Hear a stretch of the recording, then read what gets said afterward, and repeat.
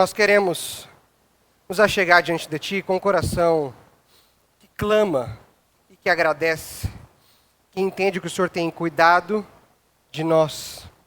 O Senhor tem nos dado o privilégio de podermos adorar ao Senhor no dia do Senhor, reunidos com milhares e milhares de irmãos ao redor do mundo que têm se alegrado em se ajuntar e adorar o Teu nome. E é com essa certeza, Pai, com esse coração grato, que nós queremos agradecer pelos nossos irmãos da Igreja Batista Bíblica em Valparaíso, lá em Santo André, da qual nós podemos visitar neste último sábado, irmãos que têm entendido a necessidade de pastorear a Igreja do Senhor de forma plural. E eles puderam ordenar irmãos ao pastoreio, isso é tão bom de ver. Nós nos alegramos com ele e hoje nós podemos, juntamente com eles, adorar ao Senhor. Muito obrigado pela vida do pastor Paulo Guedes, seu ministério, que os irmãos que lá foram assim ordenados, que eles possam dar frutos ao Senhor, que eles possam cuidar da tua igreja, que eles possam cuidar do rebanho do Senhor, que eles façam isso na ousadia do teu Espírito, que eles façam isso com a alegria que o Senhor dá àqueles que o Senhor vocacionou. Nós também queremos, em coração gratos, se alegrar com a chegada do pequeno Eduardo, Pai. Que alegria há na casa do nosso irmão Abden, da nossa irmã Jéssica. Que coisa maravilhosa de coisa assombrosa a tua palavra diz em Salmo, que o Senhor nos forma de maneira assombrosa, de maneira maravilhosa. E nós podemos nos alegrar com a chegada do pequeno Eduardo. O Senhor continue dando graça e sabedoria ao Abden e à Jéssica para conduzirem seu lar, para abençoar seus filhos com a pregação do Evangelho do nosso Senhor Jesus Cristo.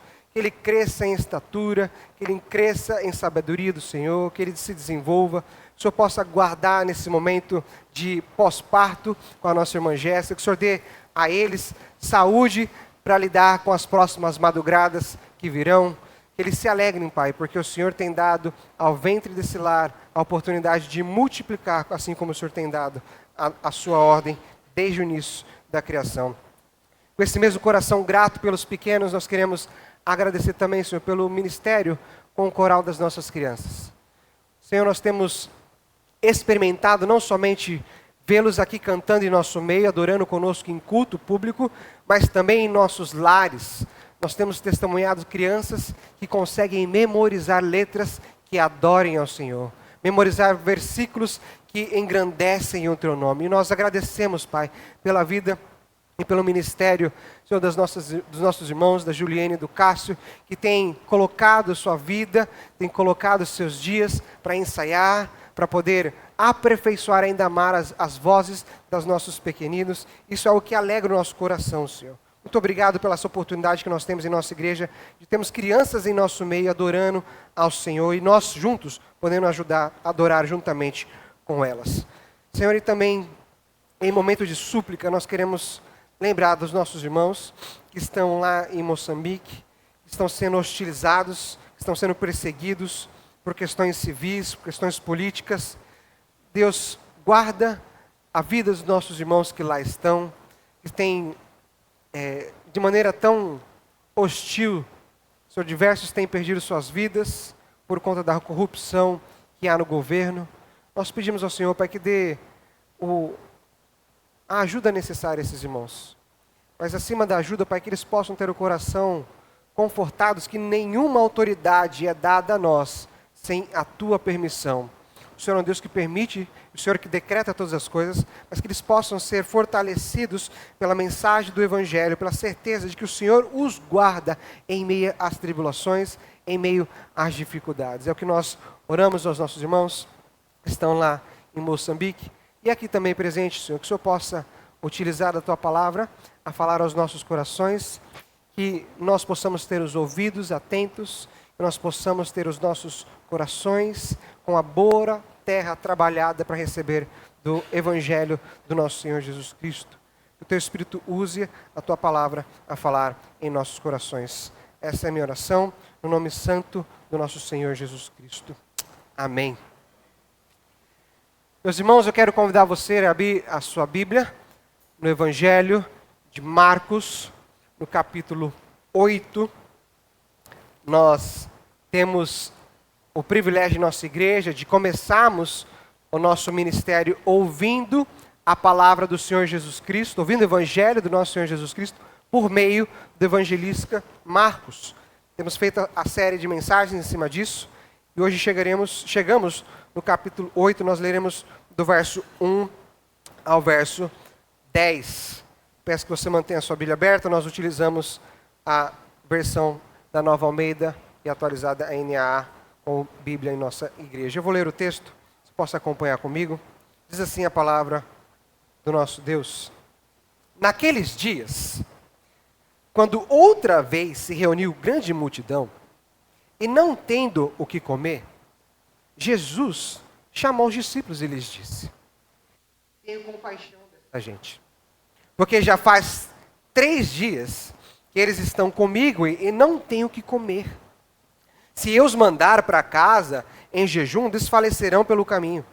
E alguns deles vieram de longe. Mas os discípulos lhes responderam: como poderá alguém saciá-los de pão neste deserto? Então Jesus perguntou: quantos pães vocês têm? E eles responderam: 7. Então mandou o povo assentar-se no chão. E pegando os 7 pães, partiu-os após ter dado graças, e deu aos seus discípulos para que estes os distribuíssem repartido entre o povo. Tinham também alguns peixinhos, e abençoando-os, mandou que estes igualmente fossem distribuídos. Comeram e se fartaram. E de todos os pedaços restantes, recolheram 7 cestos. Era cerca de 4.000 homens. Então Jesus os despediu. Logo a seguir, tendo entrado num barco, juntamente com os seus discípulos, foi para a região de Dalmanuta. Essa é a palavra do nosso Deus. Irmãos, nós temos ouvido pregações aqui em nossa igreja, narrando como Jesus caminha em lugares, navega em outros lugares, ora está numa casa, ora está no meio de uma multidão, em momentos à beira de um lago ou de um rio, em outros num deserto. Mas eu quero lhe chamar a atenção, porque no nosso capítulo 8, Jesus ele está agora caminhando, desde o capítulo 7, para uma região diferente. Jesus está saindo das cidades onde os judeus normalmente habitam, e agora ele está se direcionando às cidades onde a maioria é de gentios, um povo não judeu, um povo que não era participante do povo escolhido pelo próprio Deus. Em Marcos, no capítulo 7, no capítulo anterior, no verso 24, da qual já foi pregado aqui nosso mesmo, nós lemos que Jesus Cristo foi para a terra de Tiro e de Sidom, um lugar onde a habitação era majoritariamente feita por gentios, e o Senhor continua seu trajeto no meio das regiões de Decápolis. Ou seja, Jesus está agora saindo do meio do povo judeu para falar ou para estar no meio de pessoas contrárias à sua própria fé, pessoas hostis àquilo que Cristo entendia como algo genuíno para ser adorado, como parte do povo para adorar a Deus.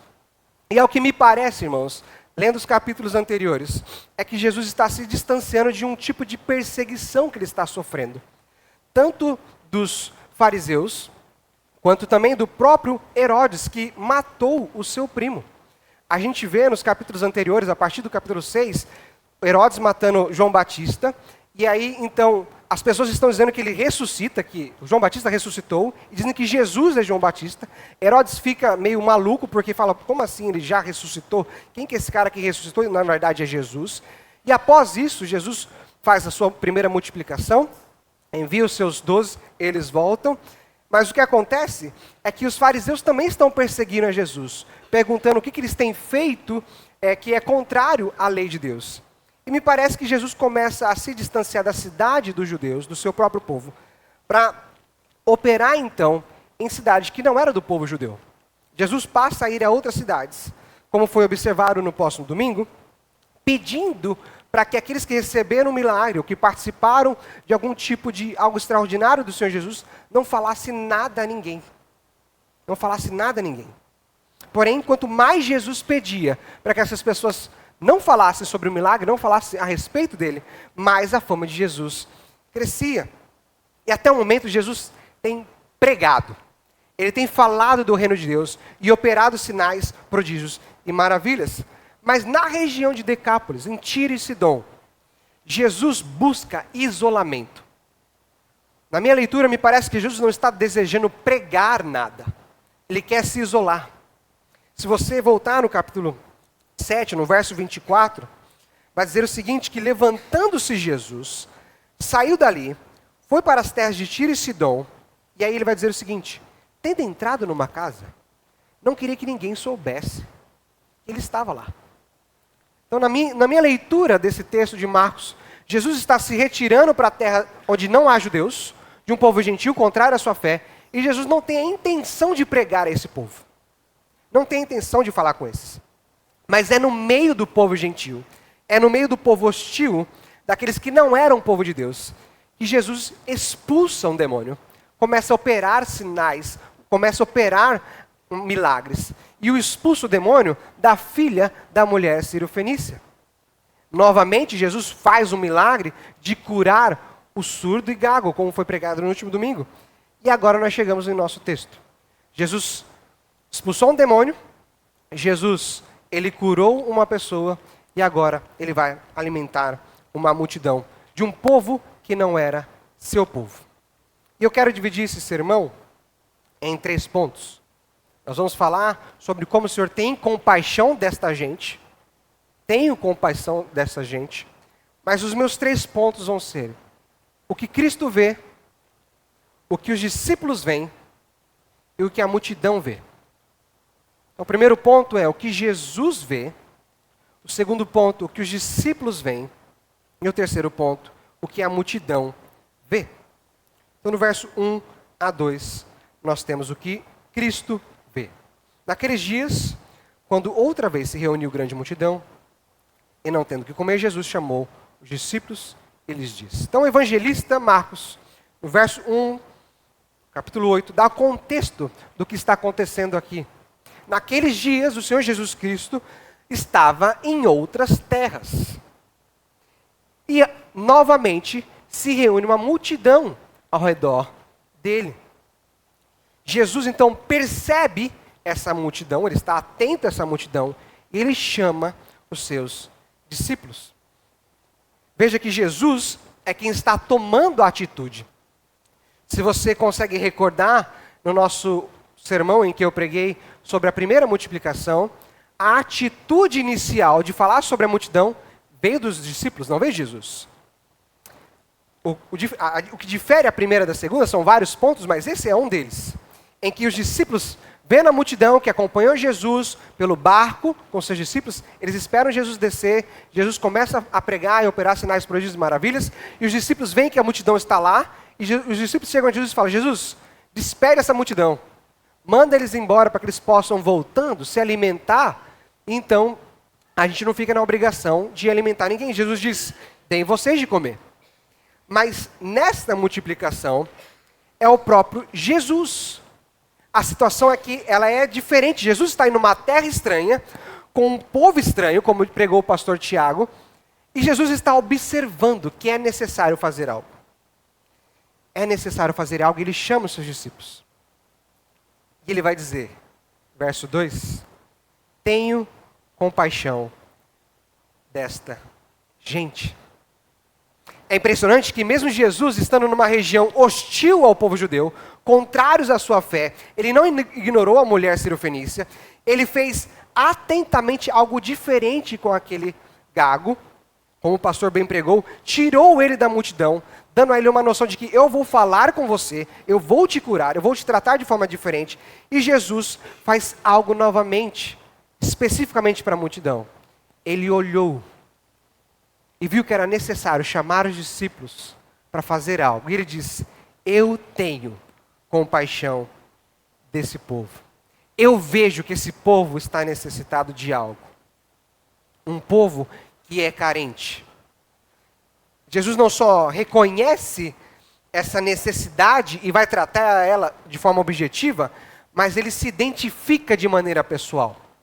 Na primeira multiplicação, todas as vezes que vão falar sobre Jesus e os discípulos, Jesus está na terceira pessoa. E aqui Jesus traz para si: eu me identifico com esse povo que não é meu povo, com esses gentios hostios à minha fé. Eu percebi o que está acontecendo aqui. E eu tenho compaixão dessa gente. Eu tenho compaixão dessa gente. E para nós é interessante falar sobre compaixão, porque a palavra aqui usada em compaixão, o grego da palavra em compaixão, ela vai falar sobre as entranhas, sobre órgãos vitais. E ela vai fazer a mesma ligação com os sacrifícios feitos no Antigo Testamento com os animais. Era necessário tirar o coração, o pulmão, os rins, fígados, para que os sacerdotes pudessem se alimentar dessas partes e então oferecer o animal no altar. E como consequência, o significado dessa palavra, da palavra compaixão, ela começa a receber no Novo Testamento um sentido mais metafórico, de algo que é profundamente comovido, vem das suas entranhas. Jesus diz: eu tenho compaixão dessa gente, porque algo me move nas minhas vísceras. Algo no meu íntimo está se movendo em favor dessas pessoas.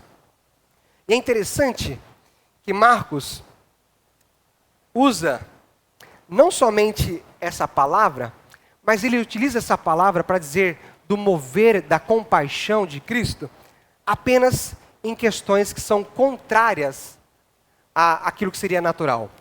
O que eu quero dizer? Aquilo que moveria a gente com repulsa, o que nos faria querer estar longe, é onde Marcos utiliza a palavra compaixão.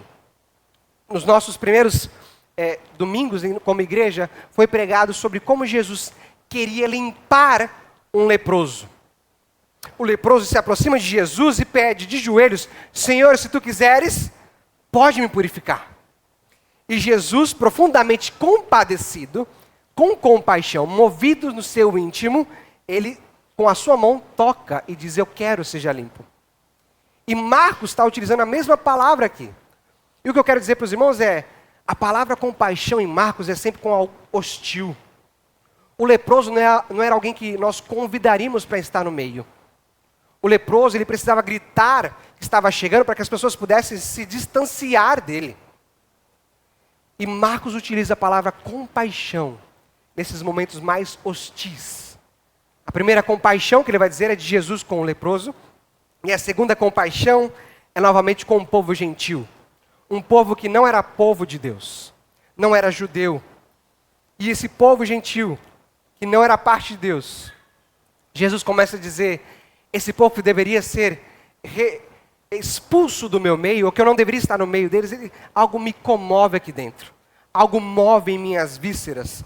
O sentimento é muito grande por essas pessoas. Eu preciso fazer um certo parênteses aqui, irmãos, porque Marcos, o evangelista, ele escreve para um povo que não era povo de Deus. Marcos escreve para os romanos. O evangelista João Marcos aprende e ouve do apóstolo Pedro sobre o evangelho, e ele relata isso, que é o nosso evangelho de Marcos, e ele entrega ao povo romano. E você pode imaginar o povo romano agora lendo e ouvindo sobre o evangelho. Eles estão percebendo que Jesus está trabalhando, pregando e fazendo sinais, prodígios e maravilhas no meio do povo judeu, mas agora, a partir do capítulo 7, Jesus começa a se movimentar a um povo que não é o seu povo. E os romanos começam a perceber: Jesus está vindo falar com a gente. Jesus está se importando com a gente. Eu sou romano, não sou um cidadão como cidadão. Eu não sou judeu de judeus. Mas Jesus está olhando para mim com compaixão. Jesus está olhando para o povo brasileiro com compaixão. Nós não somos judeus. Os romanos não eram judeus. E vai dizer o verso 2: tenho compaixão desta gente, porque já faz 3 dias que eles estão comigo. E Jesus está percebendo, irmãos, Jesus está vendo. Cristo vê a multidão. E essa multidão, ela precisa ser atendida. Jesus está dizendo: essa multidão me move no íntimo. E ele vai dizer o seguinte: eu quero dar de comer a essas pessoas. Eu preciso cuidar dessa gente. Mas Marcos dá uma outra ênfase aqui também nesse trecho, onde ele vai dizer, quando ele diz que eles estão comigo, essa palavra no grego, irmãos, ela dá um sentido de constância, de compromisso ativo, de algo que alguém faz independente das coisas contrárias. Ela é persistente. É um verbo que é muito mais intenso do que apenas ficar. Elas estavam lá durante 3 dias. Não.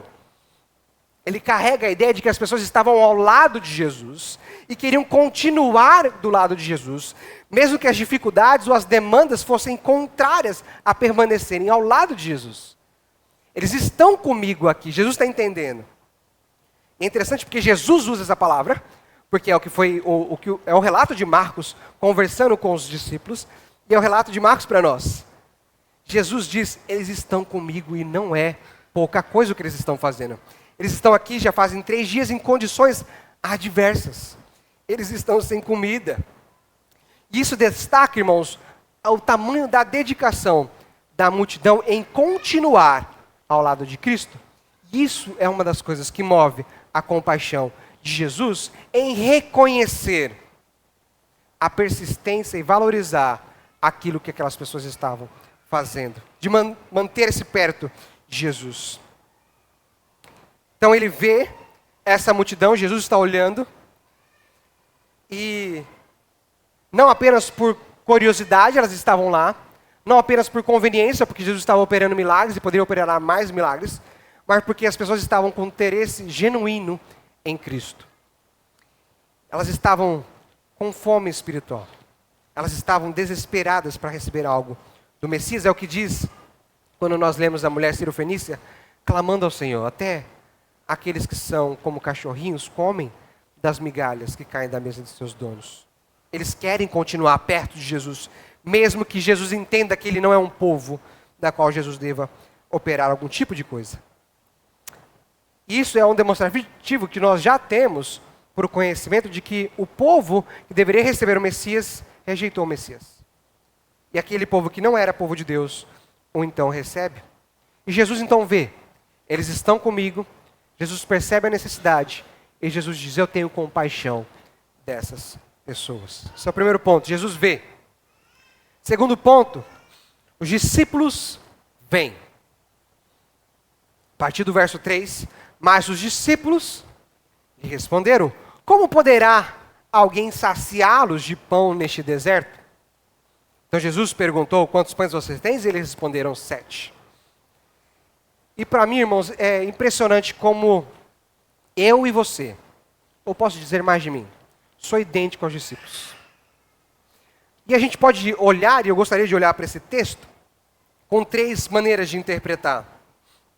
Jesus está chamando os seus discípulos, Jesus está percebendo a multidão, ele olhou para todo mundo, eles estão aqui comigo já tem 3 dias, eles estão com fome, alguns vieram de muito longe, eu não quero mandá-los sem que eu faça algo por eles, eles estão apegados a mim, e Jesus diz, eu quero fazer isso, eu tenho compaixão. E aí você pode imaginar 3 formas da qual os discípulos poderiam estar respondendo esse texto que nós lemos. Verso 4. Como poderá alguém saciá-las de pão neste deserto? E a primeira forma da gente olhar poderia ser de forma irônica. Jesus está dizendo assim, olha, eu quero saciar esse povo, eu tenho compaixão desse povo. E aí os discípulos olham para Jesus, ó Senhor, quem será que pode alimentar esse povo com pão? Hein? Quem será que pode alimentar esse povo, Senhor? O Senhor está com compaixão, a gente está entendendo, quem será? O que é que vai acontecer agora? Mas na realidade, irmãos, eu vejo como algo mais cômico e triste. Quase que uma cena de Chapolin. Dos discípulos dizendo, e agora? Quem pode nos defender? Quem será que pode fazer algo? Quem é que pode saciar esse povo? Quem é que tem tantos pães num deserto como este? E a minha terceira forma de olhar para isso é com os discípulos chegando da seguinte forma, com espanto. Senhor Jesus, é uma loucura isso. Alimentar todas essas pessoas, 4.000 pessoas. E aí eu olho para os discípulos, e por isso que eu digo que eu me assemelho a eles, porque a gente começa a olhar com incredulidade para Jesus. Jesus está dizendo, eu tenho compaixão dessas pessoas, eu quero alimentá-las, e os discípulos dizem assim, será que dá para alimentar todo mundo com pão? Dá para saciar essas pessoas com 3 dias de fome, não é um dia. Porque na primeira multiplicação, as pessoas acompanharam Jesus pela margem, Jesus desce, Jesus opera sinais, Jesus prega, e Jesus multiplica os pães, mas as pessoas não estão mais de 24 horas com Jesus. E aqui elas estão há 3 dias com Jesus, e os discípulos estão dizendo, será que fazer uma nova multiplicação vai saciá-los mesmo, Senhor? Será que o Senhor realmente entende que é capaz de saciar essas pessoas só com pão? Será que só o pão sacia essas pessoas, Jesus? Elas estão com 3 dias de fome. O João Calvino, de maneira tão bela e certeira, ele fala sobre mim e sobre os discípulos, nesse mesmo trecho, sobre a resposta dos discípulos a Jesus, no verso 4, como poderá saciá-los de pão num deserto? João Calvino diz o seguinte, ele comenta esse trecho dizendo o seguinte, os discípulos de Jesus manifestam excessiva estupidez em não lembrar ao menos aquela prova anterior do poder e da graça de Cristo. O que poderiam ter aplicado no caso daquela pauta, como se algo nunca tivesse acontecido anteriormente. O que Calvino está dizendo é, as pessoas precisariam ter aplicado e lembrado que Jesus é capaz de saciar qualquer tipo de necessidade. E nós, irmãos, corremos o mesmo risco, eu corro o mesmo risco, de olhar para as bênçãos que Deus faz diariamente em nossa vida e passar por algum tipo de perrengue e falar o seguinte, quem é que pode me ajudar agora? Quem é que pode fazer algo para mim nessa situação? E é isso que os discípulos veem. É a incapacidade de perceber que Jesus Cristo está querendo saciar uma multidão. E o que eles veem é apenas a necessidade deles mesmos de... Aliás, eles não veem, eles enxergam a incredulidade deles. Será que vai dar certo mesmo? Será que só pão sacia essas pessoas? Será que Jesus não precisava fazer uma carne, algum tipo de outra coisa? E os discípulos veem aquilo. Vê apenas a situação externa. Mas agora nós chegamos no terceiro ponto, onde a multidão vê. E o que a multidão vê? Verso 6.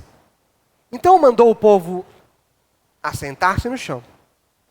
E pegando os 7 pães, partiu, após ter dado graças, e os deu aos seus discípulos para que esses distribuíssem, repartindo entre o povo. Irmãos, sabe aquele momento em que a gente precisa fazer algo óbvio? Esse era o caso da multidão. Era óbvio que eles estavam há 3 dias perto de Jesus e que já era necessário sair, era necessário ir embora. Sabe quando a gente está na casa de alguém, visitando alguém, e você está conversando com aquela pessoa, já passou 3 horas, e vocês se divertiram, você comeu junto, você se alegrou, deu várias risadas. E aí você tem aquele impulso do corpo onde fala assim, vou esperar um momento do silêncio para falar, agora é hora de ir embora, eu vou embora, eu preciso ir embora.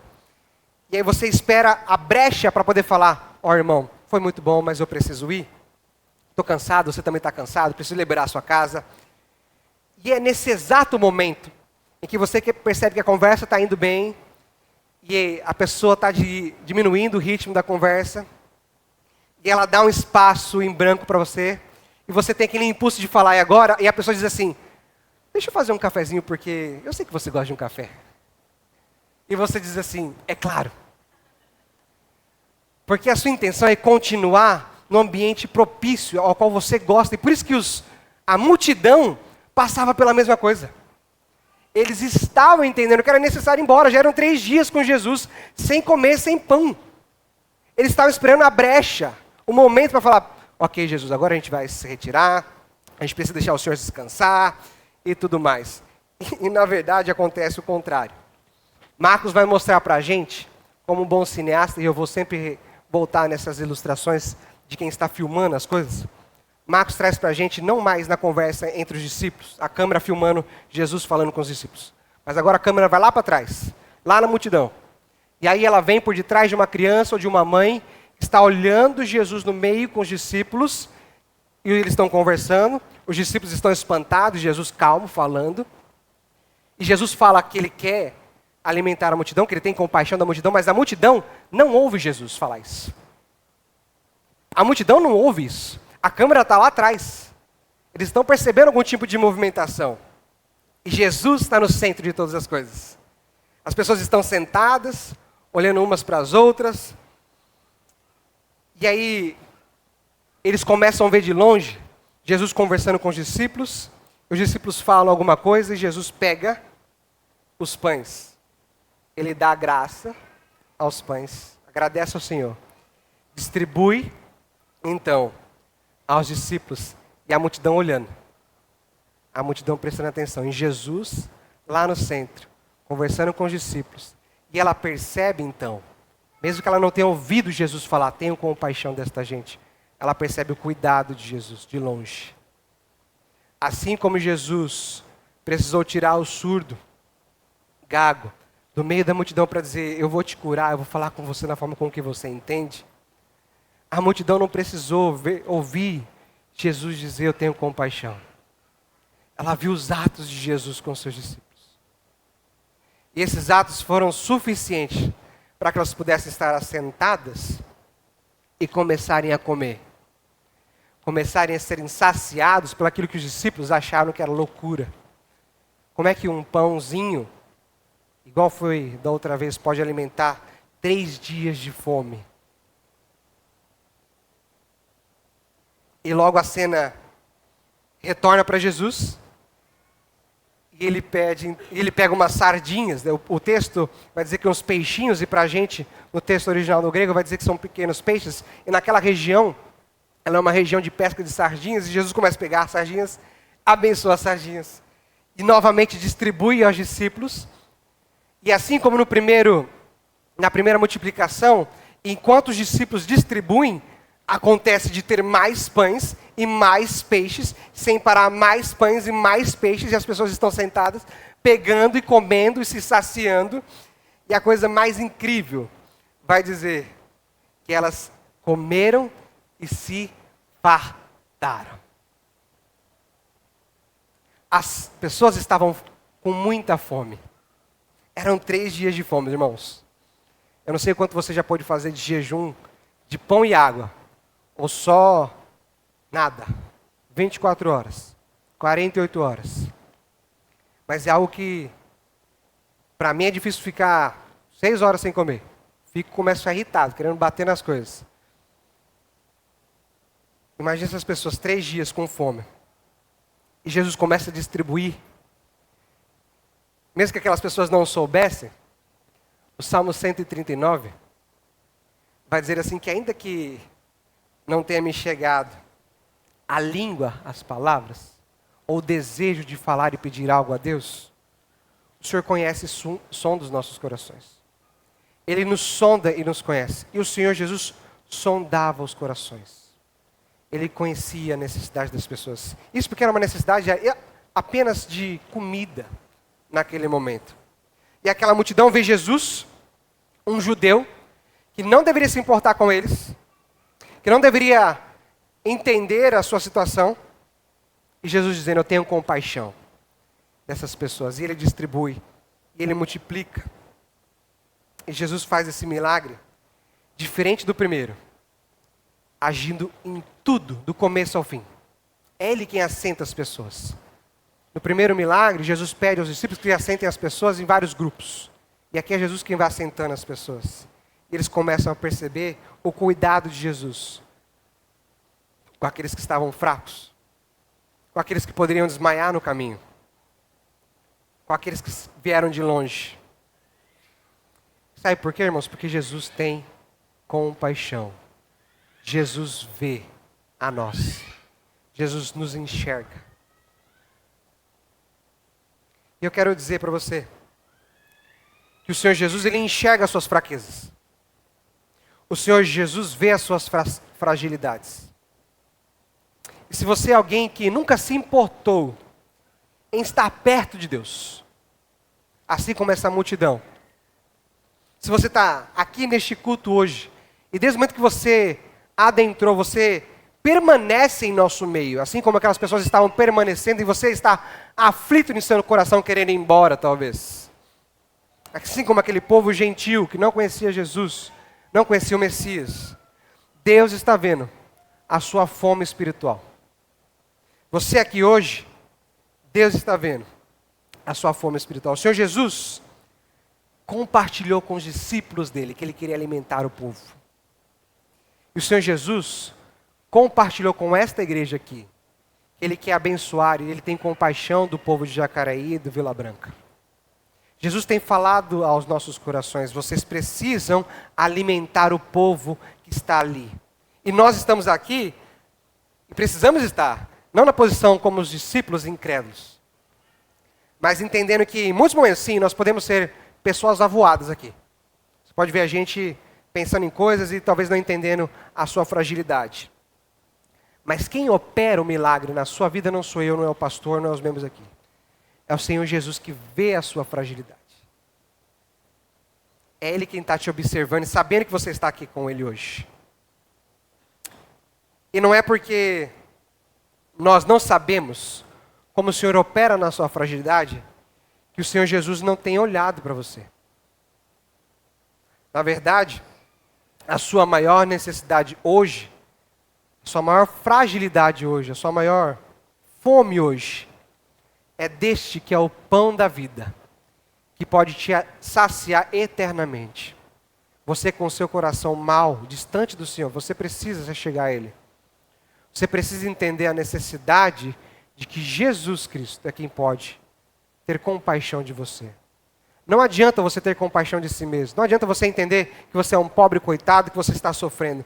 Só o Senhor Jesus pode olhar para você e dizer: eu tenho compaixão e eu quero fazer algo que eu já fiz na eternidade e agora você vai receber, que é o perdão dos seus pecados, para que você possa viver eternamente comigo.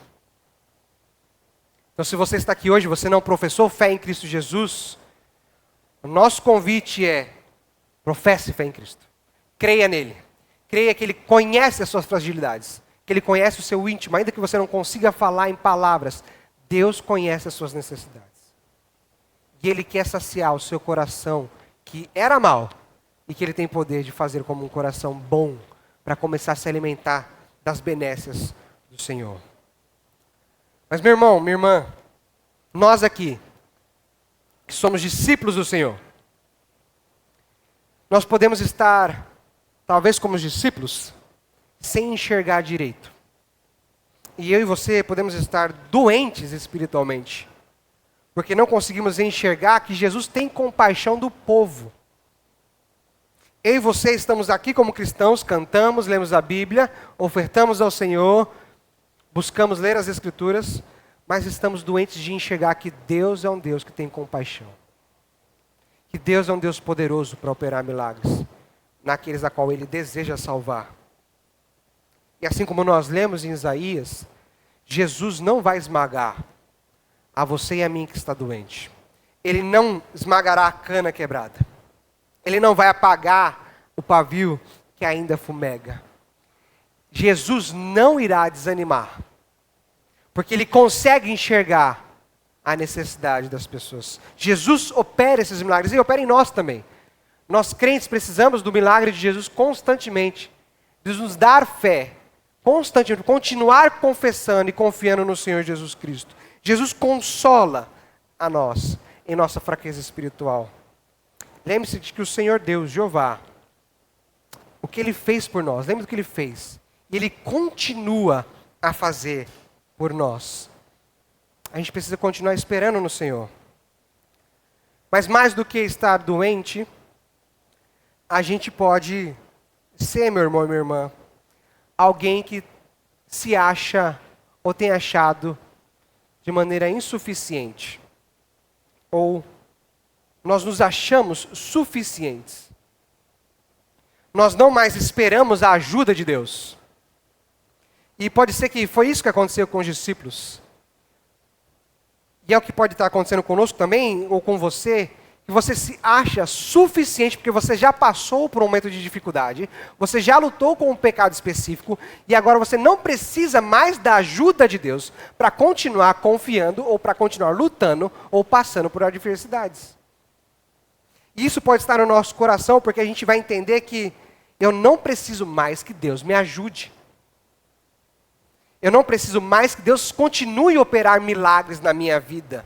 Porque Ele operou uma vez só, eu não preciso mais. Deus permanece, irmãos, diariamente, nos ajudando no futuro que é hoje. Se você superou o pecado há 10 anos, há 5 meses, há 1 mês, você precisa olhar para o milagre de Jesus do próximo dia. Da ajuda de Jesus no próximo dia. Porque você não é suficiente, não é porque você conseguiu e tem conseguido fazer algo tão bom, que é lutar contra o pecado, que você vai continuar na força do seu próprio braço. Muito pelo contrário. A palavra de Deus diz que Jesus, o Senhor Deus, opera em nós tanto querer quanto efetivar.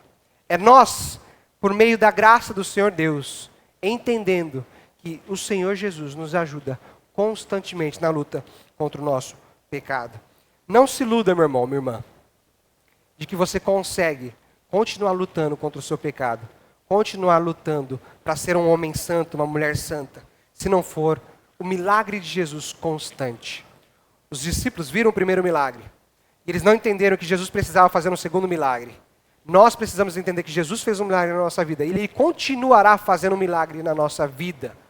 É isso que nós precisamos ter e sair daqui com a certeza. Jesus tem compaixão de nós de maneira constante. Nós éramos gentios, nós somos o povo que não é o povo de Israel. E Jesus tem olhado para nós com compaixão, nas nossas fraquezas, para nos alimentar de forma espiritual. Jesus teve compaixão dessa gente. Jesus tem compaixão de nós. E o que nós precisamos fazer é responder a essa compaixão com as mãos vazias, que vê e entende a necessidade de receber graça e misericórdia da parte dele. Que o Senhor guarde os nossos corações e nos dê essa certeza que constantemente precisamos clamar pelo Cristo Jesus, que tem compaixão de um povo que não deveria receber do Senhor graça e misericórdia, e nós recebemos. Feche seus olhos, vamos orar. Senhor Jesus, ainda que nós não consigamos falar, ainda que no nosso impulso de tentar resolver com os nossos próprio braço, ainda que sendo um povo que não era seu, o Senhor nos estende a mão, o Senhor vê as nossas fraquezas, as nossas fragilidades, e o Senhor se compadece daqueles que deveriam estar distantes de Ti. Nós queremos agradecer, Pai, porque o Senhor opera o milagre constantemente em nossos dias, em nossas casas, em nossas famílias, mas principalmente em nosso coração. O Senhor constantemente opera o milagre de nos fazer santos, de nos fazer filhos do Senhor. Nos dê essa percepção de que precisamos do Jesus de compaixão. Nos dê também, Pai, a ousadia de participarmos da multiplicação dos milagres do Senhor. Nós não queremos ser um povo fraco, que não enxerga, um povo doente, que não percebe o agir do Senhor em nosso meio. Que nós possamos ter momentos em que percebemos que o Senhor está trabalhando no seu povo. E que nós podemos participar do resgate do Senhor, quando nós pregamos o Teu Evangelho, quando nós anunciamos as boas novas do Senhor. Tem compaixão de nós, Pai, de um povo que não era seu povo. Nos dá esse mesmo sentimento daquele povo de permanecer, mesmo em meio às dificuldades, próximos do Senhor. Não porque nós queremos algo das mãos do Senhor, mas porque nós confessamos e entendemos que o Senhor é o Deus que merece todo louvor, toda honra e toda glória. Que nós possamos amá-lo desta maneira. A nossa oração no nome santo e maravilhoso daquele que tem poder para salvar pecadores, Cristo Jesus. Amém. Eu quero te